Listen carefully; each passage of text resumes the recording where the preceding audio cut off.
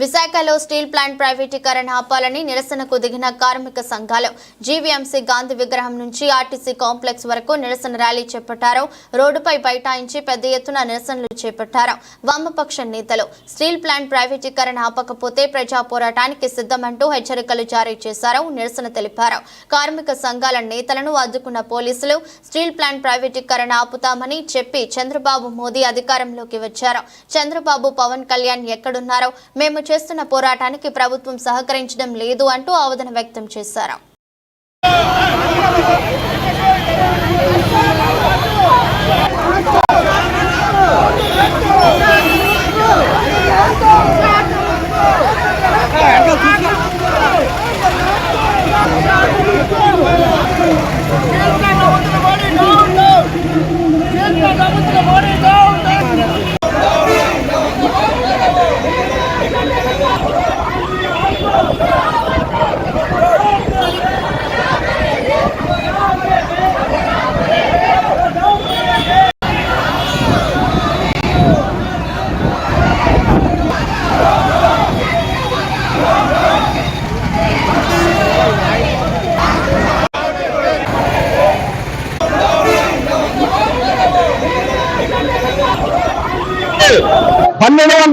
రోజులైంది.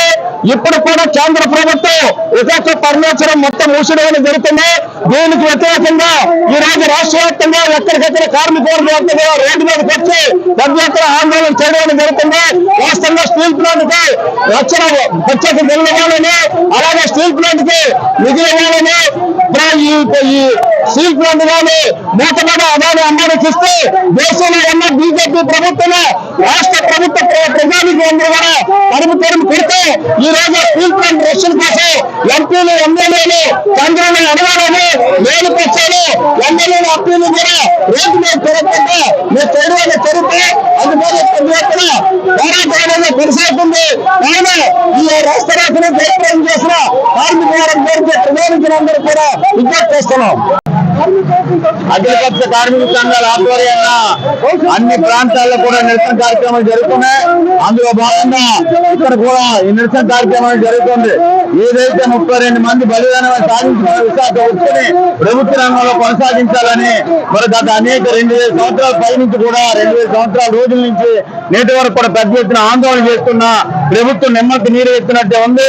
నరేంద్ర మోడీ వచ్చిన తర్వాత ఈ కూటమి ప్రభుత్వం కూడా చంద్రబాబు నాయుడు ఆ రోజు విశాఖ స్టీల్ ప్లాంట్ ఏదైతే కురవనపాలెం ఉందో కురవనపాలెంకి వచ్చిన తర్వాత మేము అధికారంలోకి వచ్చిన తర్వాత విశాఖ ఉక్కుని మేము కాపాడుతామని చెప్పిన చంద్రబాబు నాయుడు అఖిలపక్షంగా మొన్న ఇల్లు విజయవాడ లెటర్ ఇచ్చినప్పుడు కూడా దాని మీద ఎటువంటి స్పందన లేదు. ఈ రోజు మరీ అన్యాయంగా కూటమి ప్రభుత్వం అనేది వ్యవహరిస్తుంది. విశాఖ ఉక్కు బలిదానంతో సాధించుకున్న అలాగే 64 గ్రామాలు 26,000 ఎకరాల భూమి అనేది ఇచ్చారు. ఈరోజు నిర్వాసితులు ఉన్నారు, వాళ్ళకి ఉద్యోగాలు లేవు. ఇప్పటికైనా రాష్ట్రంలో ఉన్న ఎన్డీఏ కూటమి చంద్రబాబు నాయుడు మీ యొక్క ఏదైతే సపోర్ట్ తోటి అక్కడ నరేంద్ర మోడీ అక్కడ పరిపాలన చేస్తున్నాడు కాబట్టి మీరు గట్టిగా నొక్కి ఒట్టాడి ఏదైతే ఉందో విశాఖ ఉక్కును ప్రభుత్వ రంగంలో కొనసాగించాలి, లేదా వీళ్ళు అంటే శైలిలో విలీనం చేయాలని అఖిలపక్ష కార్మిక సంఘాలు ఏఐటీసీ గా డిమాండ్ చేస్తున్నాం. కాబట్టి 1265 రోజులైంది. ఇప్పుడు కూడా కేంద్ర ప్రభుత్వం విశాఖ పరమేశ్వరం మొత్తం మూసివేయడం జరుగుతుంది. దీనికి వ్యతిరేకంగా